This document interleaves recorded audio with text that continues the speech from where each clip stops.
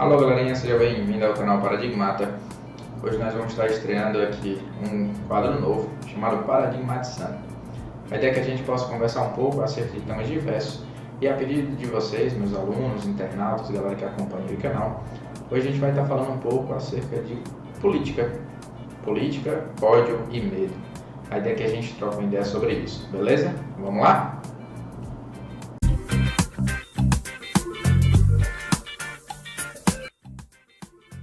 O pior analfabeto é o analfabeto político. Ele não ouve, não fala, nem participa dos acontecimentos políticos. Ele não sabe que o custo de vida, o preço do feijão, do peixe, da farinha, do aluguel, do sapato, do remédio, dependem das decisões políticas. O analfabeto político é tão burro que se orgulha e estufa o peito dizendo que odeia a política. Não sabe o imbecil que da sua ignorância política nasce a prostituta, o menor abandonado e o pior de todos os bandidos, que é o político vigarista, pilantra, corrupto e lacaio das empresas nacionais e internacionais. É com esse poema do Bertolt Brecht que a gente inicia o nosso encontro de hoje. Esse quadro novo visa a gente poder discutir aí sobre atualidades, sobre questões que envolvem o planeta, mas especialmente sobre o Brasil. E o Brasil vive esse ano o ano eleitoral, um ano de escolha dos seus representantes, e vive um momento de crise política também. A gente passou recentemente por alguns acontecimentos, como o impeachment da presidente Dilma, como a aprovação de novas leis ou de reformas nas leis trabalhistas. Tudo isso aí implica diretamente em cada um de nós que fazemos parte desse país chamado Brasil.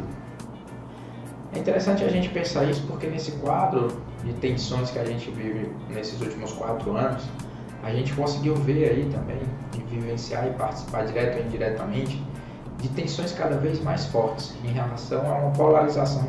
Essa polarização política brasileira, ela se deve a N fatores, desde o próprio formato que a democracia brasileira passou a ganhar após a Constituição de 88, no qual o multipartidarismo fez florescer N pequenos partidos e dissidência de outros partidos, até mesmo a construção do próprio patronato político brasileiro, que se desenvolveu aí ao longo dos anos, deixando cada vez mais claro que o Brasil não é um país no qual os partidos levam ideologias claras ou levam ideologias à frente do personalismo, da personificação. Isso quer dizer o quê, tio? Quer dizer que a política brasileira acabou se formando de um jeito que a população brasileira vota nas pessoas e não nos partidos. As pessoas não conhecem e não fazem a menor ideia, a população não faz a menor ideia de quais são realmente as ideias desses partidos, como eles se encontram, o que eles têm de novo, de velho, de coxinha, de mortadela. E aí vem um ponto importante. Nesse desdobramento que a política brasileira tomou nos últimos anos, acabou se intensificando ainda mais, como no poema do Brecht, essa necessidade de a gente discutir cada vez menos políticas, falar cada vez menos disso, ou entrarmos nessa discussão tomando partido de forma muito intensa e veemente e entrando em um dos polos dessa discussão. Nós temos um quadro brasileiro dividido, entre aspas, em partidos ou em grupos que se dizem de direita ou de esquerda. Então veja só, nesse processo de formação do Brasil, nessa ideia desse Brasil, a gente passou a ter, após 88, após o processo de final da ditadura militar no Brasil, um momento no qual a gente voltou a falar de democracia. Democracia é uma coisa muito interessante, porque em tese, democracia, esse conceito que deriva lá da ideia dos gregos, de um governo do povo, está cada vez mais distante dessa participação popular ou do povo realmente fazer parte das suas escolhas. Quando a gente tem um modelo democrático no qual as pessoas podem votar, escolher os seus representantes, é importante vos dizer e vos lembrar que esse governo que nós temos é reflexo das nossas escolhas. Então, se nós temos hoje um governo corrupto, se nós temos hoje governos que aprovam coisas à revelia, ou mesmo que sancionam, ou que pensam, ou que discutem coisas que nos desagradam, foi uma escolha nossa. Participamos direto e indiretamente disso. Às vezes a gente tenta pensar um pouco a partir daquela ideia que o Lacerda levantava no plenário: nós somos uma nação de pessoas honestas governadas por ladrões. Seria muito bom a gente acreditar nisso. A ideia de que nós somos pessoas todas probas, nascidas dessa integridade social e vivemos um governo de ladrões, de corruptos, pessoas que nos governam sem interesse comum ou sem uma preocupação com o povo. Mas vale lembrar que a coisa não é bem assim. Desde o início do processo de colonização do Brasil, nós temos a marca dessa corrupção, a marca do povo brasileiro sendo construída a partir dessa ideia de subverter o que é público em benefício próprio, na construção de uma utilização do que é público ao nosso bel prazer. Lembre bem, meu jovem padawan, que quando o Brasil ele surge, ou ele começa a surgir, desde ali daquele período colonial, de exploração portuguesa sobre o solo brasileiro, a elite que se encontrava aqui gozava de privilégios e vivenciava o uso da justiça, do poder, da lei, em benefício próprio. Aproveitava-se disso para construir elites cada vez mais opositoras do povo e cada vez mais distantes das realidades sociais, intensificando as desigualdades que aqui se encontravam, mesmo com o processo de miscigenação, mesmo com o processo de contato entre essas diversas culturas. Lembre-se que o Brasil, e aí é uma ideia que o Raimundo Faoro vai estar defendendo em relação à construção desse patronato, mas o Sérgio Buarque também ressalta muito bem, o Brasil ele vai ser construído em cima de uma mentalidade de exploração de um outro. E aí nós vamos ter aí a exploração do índio, depois a exploração da mão de obra negra que vem da África e também da mão de obra dos imigrantes. É uma mão de obra que é explorada, que é destruída, que é dizimada e que gradativamente vai tentando lutar para ter acesso a algum direito social, algum direito civil. Mas, tio, isso acontece só ali com os negros ou só com essa mão de obra que é explorada? O senhor está falando que essa conjuntura cria essa disparidade entre o senhor, entre o patrão e a classe trabalhadora? Gente, mas dentro disso tudo a gente precisa lembrar que lá no seio familiar a gente já tem violências, nós já temos violências intensificadas. Nós já temos a violência contra a mulher, nós já temos a violência contra a criança e no próprio seio familiar a gente justifica e respalda isso. Não sei se vocês lembram, mas vale ressaltar um texto do Eduardo Galeano chamado A Cultura do Terror, /2, que lá dos livros dos abraços, que diz o seguinte: a extorsão, o insulto, a ameaça, o cascudo, a bufetada, a surra, o açoite, o quarto escuro, a ducha gelada, o jejum obrigatório, a comida obrigatória, a proibição de sair, a proibição de se dizer o que se pensa, a proibição de se fazer o que se sente, a humilhação pública, são alguns dos métodos de penitência e tortura tradicionais na vida da família. Para castigo à desobediência e exemplo de liberdade, a tradição familiar perpetua uma cultura de terror, que humilha a mulher, ensina os filhos a mentir e castiga tudo com a peste do medo. Os direitos humanos deveriam começar em casa. Comenta comigo no Chile, Andrés Domingues. Esse texto do Galeano é muito importante, muito marcante. Ele traz aí à tona essa ideia de que é no seio familiar que a violência começa. É lá dentro da casa que a violência doméstica vai se intensificando, o lugar da mulher vai sendo suprimido, ela vai sendo delegada a uma função que não teve direito de escolher e o feminicídio acaba sendo um dos resultados. E aí o Brasil se destaca também como sendo uma nação extremamente violenta contra suas mulheres, uma nação que também explora suas crianças. Altos índices de exploração contra a criança, trabalho infantil cada vez maior no nosso país, sendo aí construído algumas políticas para tentar diminuir a partir dos processos educacionais sem levar em conta as demandas que fizeram com que essas crianças elas fossem para o trabalho, ou sem levar em conta a conjuntura familiar, política e econômica que mantém essa tradição e essa ideia do trabalho infantil como sendo necessário ou como sendo algo a ser perpetuado dentro do seio familiar. E gradativamente, partindo do seio familiar, nós vamos aprendendo a odiar outras coisas.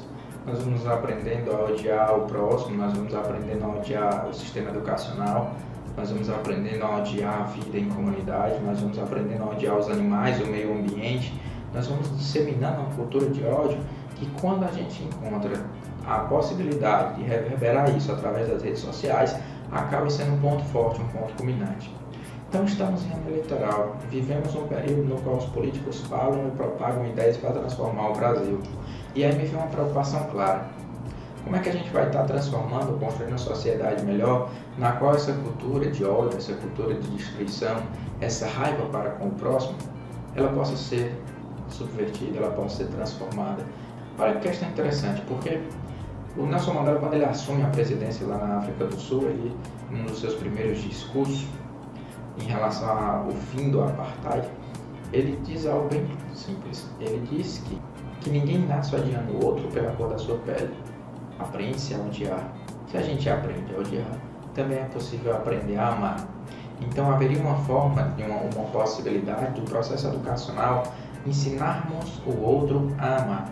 E aí quando a gente chega num movimento político no qual os candidatos não conseguem enxergar saídas para isso, ou mais, intensificam, discutindo nos seus debates, na sua participação política, as formas de alfinetar o outro, falando mal do outro, construindo ódio e destruição para com o outro, propaganda nas redes sociais falsas notícias, ou mesmo evocando aí N questões que são, pela nossa própria Constituição, erradas, como o racismo, a homofobia, o feminicídio, candidatos que vêm com um discurso ou vêm com uma fala que traz à tona todo esse ódio, essa raiva contra grupos de minoria, ou seja, contra quem for, ou mesmo que evocam saudosamente momentos trágicos da história do Brasil, como foi a ditadura militar. A gente não pode simplesmente pensar que a ditadura militar, que torturadores como o Ustra, são pessoas boas ou são os nossos heróis.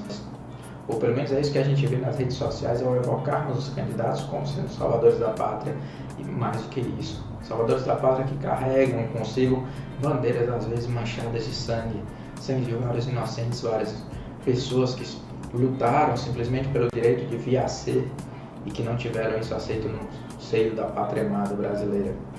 Então me preocupa muito, e me preocupa mais ainda saber que apesar disso tudo nós vemos uma nuvem cinzenta de medo. Medo, tio? Exato, medo. A gente passa a viver uma cultura no qual o medo se torna cada vez mais forte. O medo de que o outro possa vir a ganhar, o medo de que o pior aconteça, o medo, e por medo a gente vai continuar do jeito que está. Por medo a gente vai continuar procurando no outro, procurando fora de casa a solução para os problemas, sem perceber que nós somos responsáveis diretamente pelo processo democrático. Quando Nietzsche pensa a filosofia dele, a filosofia do martelo, é marcante a importância que ele dá quebrarmos essas amarras que o medo nos impõe e construirmos uma alternativa viável a partir da responsabilização sobre os nossos próprios atos.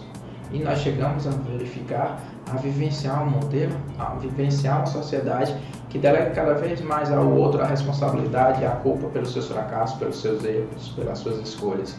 Vivemos uma situação difícil, vivemos uma situação na qual a política se encontra cada vez mais sem saída, cada vez mais distante do novo. Mas, em contrapartida, vivemos uma possibilidade de transformação. Transformação a partir do momento que nós nos implicarmos e compreendermos que nós somos atores diretamente ativos nessas escolhas políticas e que temos um papel direto na escolha dos nossos representantes, mas mais do que isso, na construção de uma sociedade justa e honesta. Se essa nossa sociedade é corrupta, se esse governo não é bom, se esse governo representa ideias, ideologias que são prejudiciais a gente, precisamos lembrar que ele nos reflete, que ele é um reflexo da sociedade brasileira, que ele é um reflexo das nossas corrupções diárias, nossas corrupções no dia a dia, nossas formas de subverter a lei ao nosso favor e de gozarmos de privilégios dentro das nossas comunidades, dentro da nossa casa, dentro do nosso meio. Então, quando a gente pensa tudo isso, esses medos que vamos colocando aí como justificativas, ou mesmo que vamos colocando como uma forma de dar continuidade a algo que a gente não sabe sequer onde vai dar e que não apresenta um plano político, uma solução real, uma possibilidade para que a gente realmente possa construir o diferente, que a gente possa fazer um Brasil melhor, um Brasil com a cara dos brasileiros. Então precisamos rever os nossos valores, rever a nossa formação, rever o nosso lugar, aprender a ler o mundo, questionar essa realidade, aprender e construir um mundo no qual nós possamos viver sem medos, a partir do que a gente acredita, a partir dos nossos sonhos, e construindo assim um Brasil com a cara e com o jeito do povo brasileiro. Um Brasil que é diverso, um Brasil que tem N religiões, um Brasil que tem N cores, um Brasil que tem N possibilidades de vir a ser. Um Brasil que tem N gêneros, um Brasil que nasceu dessa mistura e que deveria ter nessas misturas e nesses encontros a possibilidade da construção de um mundo melhor, de um mundo novo, de um mundo mais digno para todo ser humano.